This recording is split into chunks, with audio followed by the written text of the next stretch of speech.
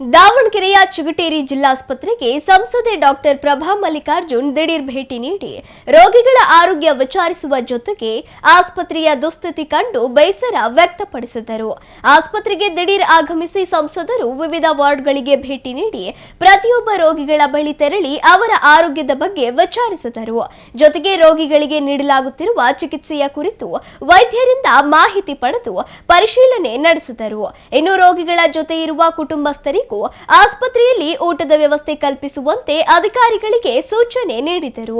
ಆಸ್ಪತ್ರೆಯ ಸ್ವಚ್ಛತೆ, ಮೂಲಸೌಕರ್ಯ ಹಾಗೂ ದುರಸ್ತಿ ಕಾಮಗಾರಿಗಳ ಕುರಿತು ಡಿಎಚ್ಒ ಮತ್ತು ವೈದ್ಯಾಧಿಕಾರಿಗಳಿಂದ ಮಾಹಿತಿ ಕಲೆ ಹಾಕಿದ ಅವರು ಆಸ್ಪತ್ರೆಗೆ ಬರುವ ಸಾರ್ವಜನಿಕರಿಗೆ ಯಾವುದೇ ತೊಂದರೆಯಾಗದಂತೆ ಅಗತ್ಯ ಸೌಲಭ್ಯಗಳನ್ನು ಒದಗಿಸಬೇಕು ಎಂದು ಸೂಚನೆ ನೀಡಿದರು. ಮೊನ್ನೆ ಬಸಪಟ್ಟಣ ಹೋಬಳಿಯಲ್ಲಿ ಬಸ್ ಆಕ್ಸಿಡೆಂಟ್ ಆಗಿತ್ತು. ಬಸ್ ಆಕ್ಸಿಡೆಂಟ್ ವಿಕ್ಟಿಮ್ಸ್ನ ಮಾತಾಡ್ಸೋಗೋಣ ಅಂತ, ಜೊತೆಗೆ CG ಹಾಸ್ಪಿಟಲ್ನಲ್ಲಿ ಸುಮಾರು ದಿನಗಳಿಂದ ರೆಗ್ಯುಲರಾಗಿ ಇಲ್ಲಿರೋ ಪೇಷಂಟ್ಸು ಸಾರ್ವಜನಿಕರು ಕೂಡ ದೂರು ಕೊಡ್ತಾ ಇದ್ದಾರೆ.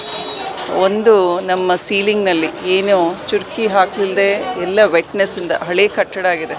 ಸೊ ಎಲ್ಲ ಕಾಂಕ್ರೀಟ್ ಕೆಳಗೆ ಬೀಳ್ತಾ ಇದೆ. ಲಿಫ್ಟ್ ಇರ್ಬೋದು, ಬೆಡ್ಸ್ ಇದು ವಾರ್ಡ್ಸ್ನಲ್ಲಿ ಕೂಡ ಅದೇ ಸಮಸ್ಯೆ ಇದೆ. ಸೊ ಹಾಗಾಗಿ ಸಾರ್ವಜನಿಕರಿಗೆ ಯಾರಿಗೂ ತೊಂದರೆ ಆಗಬಾರ್ದು, ಅದರಿಂದ ತೊಂದರೆ ಆಗದ ರೀತಿಯಲ್ಲಿ ಏನು ಕ್ರಮ ತಗೊಳ್ತಾ ಇದ್ದೀವಿ, ಆಮೇಲೆ ಸಂಬಂಧಪಟ್ಟ ಇಂಜಿನಿಯರ್ಸ್ನು ಮಾತಾಡ್ಸ್ಕೊಂಡು ಹೋಗೋಣ ಅಂತ ಇವತ್ತು ಬಂದಿರೋದು.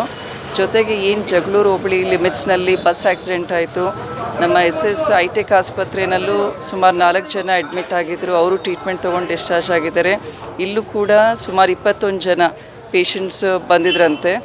ಅದರಲ್ಲಿ 4 ಜನ ಇವಾಗ ರೈಟ್ ನೋ ಅಡ್ಮಿಟ್ ಆಗಿದ್ದಾರೆ. ಉಳಿದವರೆಲ್ಲ ಸಣ್ಣ ಪುಟ್ಟ ಗಾಯ ಆಗಿ ಅವರು ಕೂಡ ಡಿಸ್ಚಾರ್ಜ್ ಆಗಿದ್ದಾರೆ. ಆಮೇಲೆ ಬಸಪಟ್ಟಣ ಸ್ಟೇಷನಿಂದ ಕೂಡ ಪೊಲೀಸ್ ಆಫೀಸರ್ಸು ಬಂದು ಕೇಸ್ನ ರೆಕಾರ್ಡ್ ಮಾಡಿಲ್ಲ ಅಂತ ಸಾರ್ವಜನಿಕರು ಯಾರು ಪೇಷಂಟ್ ಕಡೆಯವರಿದ್ರು ಅವ್ರು ಕೂಡ ಹೇಳಿದರು. ಸೊ ಅದನ್ನು ಕೂಡ ಇನ್ಸ್ಪೆಕ್ಟ್ರ್ ಹತ್ರ ಮಾತಾಡಿದ್ದೀವಿ ಈಗ. ಸೊ ಈಗ ನಮ್ಮ ಕ್ಯಾಂಟೀನ್ ಆಯಿತು, ಕ್ಯಾಶುಯಾಲಿಟಿ ಮತ್ತು ಬೇರೆ ಎಕ್ಸ್ರೇ ಡಿಪಾರ್ಟ್ಮೆಂಟ್ಸು, ಆಮೇಲೆ OPD ಪ್ರಿಮೈಸಸ್ಸು ಎಲ್ಲದನ್ನು ನೋಡ್ಕೊಂಡು ಬರ್ತಾಯಿದ್ದೀವಿ.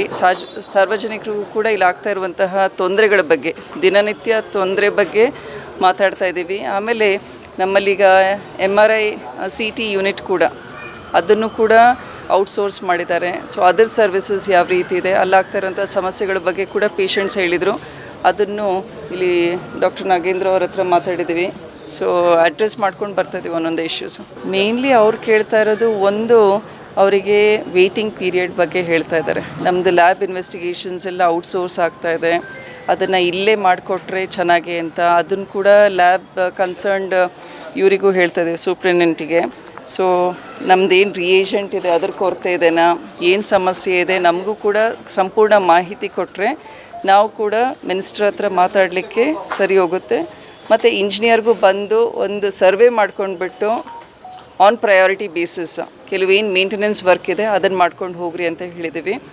ಆಮೇಲೆ ಇಲ್ಲಿರುವಂತಹ ಪೇಷಂಟ್ಸು ಡಾಗ್ ಬೈಟ್ ಪೇಷಂಟ್ಸ್ ಸುಮಾರು ಜನ ಬರ್ತಾಯಿದೆ ಅಂತೆ, ಮಕ್ಕಳು. ನಾನೀಗ ಕೂಡ ಒಂದು ಮಗುನ ಮಾತಾಡಿದೆ. ಸೊ ಅದರಿಂದ ಈ ಸ್ಟ್ರೇ ಡಾಗ್ಸಿಂದು ಸ್ವಲ್ಪ ಸಮಸ್ಯೆ ಜಾಸ್ತಿನೇ ಆಗ್ತಾಯಿದೆ ಸಿಟಿನಲ್ಲಿ, ಅದನ್ನು ಕೂಡ ಅಡ್ರೆಸ್ ಮಾಡೋಣಂತೆ. ದುರ್ಗ ಮತ್ತು ದಾವಣಗೆರೆ ಇಂಜಿನಿಯರ್ ಸಬ್ ಡಿವಿಷನ್ ಆಗುತ್ತಂತೆ. ಸೊ ಹಾಗಾಗಿ ಇಂಜಿನಿಯರಿಂಗ್ ಡಿಪಾರ್ಟ್ಮೆಂಟ್ ಅವ್ರಿಗೂ ಕೂಡ ಈಗ ತಾನೇ ನಾನು ಫೋನ್ ಮಾಡಿ ಹೇಳಿದೆ, ಬಂದು ನೀವು ಸರ್ವೆ ಮಾಡಿಕೊಂಡು ಬೈ ಟ್ಯೂಸ್ಡೇ ನನಗೂ ರಿಪೋರ್ಟ್ ಸಬ್ಮಿಟ್ ಮಾಡಿರಿ ಅಂತ ಹೇಳಿದ್ದೀನಿ. This one from the ministry, ಆಮೇಲೆ CM ಆಫೀಸಿಂದ ಅವ್ರು ಕೂಡ ಡಿಸಿಷನ್ ತೊಗೋಬೇಕಾಗಿದೆ. ಪ್ರತಿಯೊಂದು ಇಲಾಖೆನಲ್ಲೂ ಕೂಡ ಹೊರಗುತ್ತಿಗೆನಲ್ಲಿ ಕೆಲಸ ತೊಗೊಳ್ತಾ ಇದ್ದೀವಿ ನಾವು. ಸೊ ಎಲ್ರಿಗೂ ಕೂಡ they should get the rightful salary wages ಅಂತ ನಮ್ಮದು ಕೂಡ ಅದೇ ವಾಯ್ಸ್ ಇರುತ್ತೆ ಅವ್ರ ಪರವಾಗಿ.